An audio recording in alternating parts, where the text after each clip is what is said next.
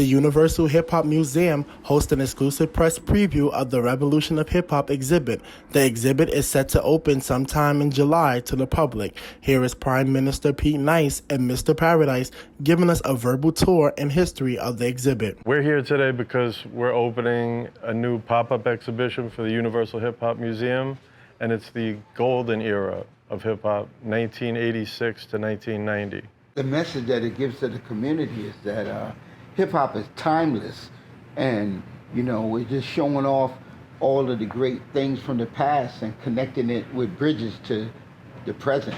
Hip-hop was indeed born right here in the Bronx. Many young people of today may not know to what extent the influence the Bronx and hip-hop has had on the music industry today. One of the main focuses of the museum is to preserve the culture and the music. And this era had so many legends. Like, some kids today don't even know who Rakim is, right? Like, this is like to cement the commitment and the accomplishments that everyone from this era made to hip hop, to rap music. I mean, there were so many classic records, so much influence on society with Public Enemy, X-Clan, which is Paradise Great from X-Clan right here. So we have a lot of living legends that are going to come in and be involved in this as well. We got great females like Sweet Tea. She's got her Shirt Kings sweatshirt that she loaned to the museum. So we have a lot of treasures here that kind of tell the story of this era.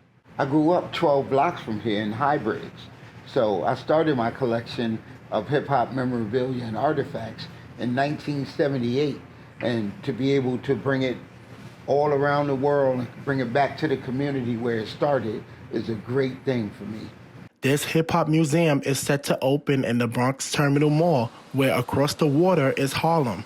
Prime Minister Pete Nice gives us a deeper understanding and history of Harlem and its effect on hip-hop. The bridge links the museum and Harlem, and hip-hop has a great relationship between Harlem and the Bronx. When you look at all the pioneers like Kool Herc, Mean Gene, DJ Smokey from the Bronx, it's spread out all over the place. And I'm holding in my hand right now, this is the first time that Biz Markie was ever in the studio with Roxanne Shante with the 1986 record Death Fresh Crew. Now, Biz Markie was from Long Island, Brooklyn, but he did all his work in Harlem. Harlem and the Bronx been connected since, Dougie Fresh and the Get Fresh Crew, DJ Hollywood, Kool Moody and the Treacherous Three. So there's always been a strong connection between Harlem and the Bronx. You had the disco fever in the Bronx, you had Harlem World in Harlem, you know what I'm saying, and many other clubs, and you had Dapper Dan in Harlem. So there's nothing but threads that connect Harlem and the Bronx as one.